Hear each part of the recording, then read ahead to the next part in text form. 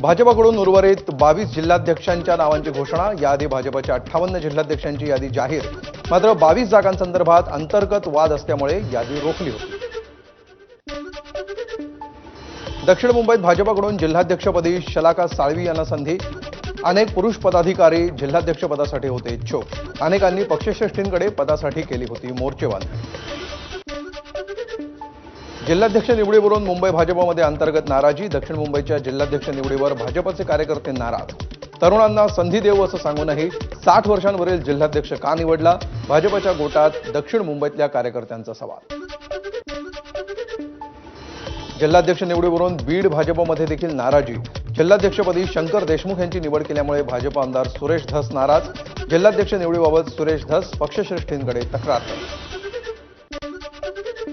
वैष्णवीच्या बाळाचा ताबा आजी स्वाती कसपडेंकडे देण्याचा निर्णय। सध्याच्या परिस्थितीमध्ये वैष्णवीच्या बाळावर चांगले संस्कार होण्यासाठी हीच योग्य व्यक्ती असल्याची कसपटे कुटुंबाची माहिती। वैष्णवी हगवणे प्रकरणामध्ये सासरा राजेंद्र हगवणे आणि दीर सुशील यांना 3 जूनपर्यंत पोलीस कोठडी। दोघांचीही एकत्र चौकशी करायची असल्यामुळे कोर्टानं 3 दिवसांची पोलीस कोठडी वाढवली। अनधिकृत भोंक्यांविरोधात भाजप नेते किरीट सोमय्या यांची तक्रार। आरसीएफ पोलीस ठाण्याबाहेर सोमय्यांविरोधात मुस्लिम संघटना आक्रमक। मुस्लिम संघटनांची सोमय्यांविरोधात जोरदार घोषणाबाजी। सर्व आंदोलकांना पोलिसांनी घेतलं ताब्यात। लॉरेन्स बिश्नोई गँगच्या मेंबरला यवतमाळ पोलिसांकडून अटक। भूपेंद्र सिंग उर्फ रघु भिंडा असं अटक करण्यात आलेल्याचं नाव। कोस्टल रोडचा शेवटचा टप्पा प्रवाशांसाठी खुला। दादर प्रभादेवी ते वरळीला जोडणारा 550 मीटरचा व्हेइक्युलर अंडरपास खुला। सकाळी 7 ते रात्री 12 वाजेपर्यंत प्रवाशांना या मार्गावरून प्रवास करता येणार। मुंबईत तब्बल 639 कोटी रुपये किमतीच्या घराची खरेदी। वरळी सिफेसमध्ये निर्माणाधीन असलेल्या नमन झायना या इमारतीमध्ये अल्ट्रा लक्झरी असलेल्या 32 आणि 35व्या मजल्यावरील डुप्लेक्स फ्लॅटची उद्योजिका लीना गांधी तिवारी यांच्याकडून खरेदी।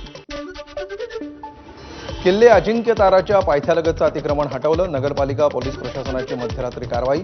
प्रतापगडावरील अतिक्रमण काढल्यानंतर ही दुसरी कडक कारवाई।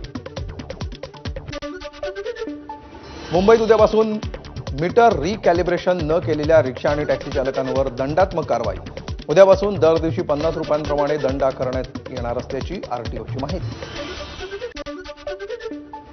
कांदिवली पूर्वेतील ठाकूर संकुलद्वार परिसरामध्ये जलवाहिनीच्या कामामुळे पाणी पुरवठा बंद। त्यामुळे सोमवारी दुपारी 1:30 ते मंगळवारी 3:30 वाजेपर्यंत पाणी पुरवठा बंद। शिर्डीच्या साईबाबा संस्थानामध्ये दानाची मोजदाद करताना चोरी। लेखा विभागात कार्यरत असलेल्या कर्मचाऱ्याकडून लाखो रुपयांची रोकड लंपास।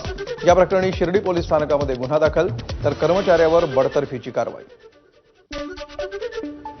जालन्यातील गोदावरी नदीचं पात्र पावसामुळे प्रवाहित। अवघ्या 10 ते 12 दिवसात झालेल्या पावसामुळे प्रवाहित झालेल्या नदीचं ड्रोन दृश्य समोर। लातूरमध्ये गेल्या 15 दिवसात झालेल्या पावसामुळे शेतीला मोठा फटका। 308 गावातील 4187 शेतकरी पावसामुळे बाधित। वेळेआधीच आलेल्या पावसानं शेतकऱ्यांचं अर्थकारण बिघडलं। जालन्यात शेतकऱ्याची दुचाकी चिखलात फसली आणि शेतकऱ्यानं अनोखी शक्कल लढवली। शेतकऱ्यानं दुचाकी थेट बैलगाडीत टाकली आणि शेताबाहेर आणली। भन्नाट व्हिडिओ प्रचंड व्हायरल।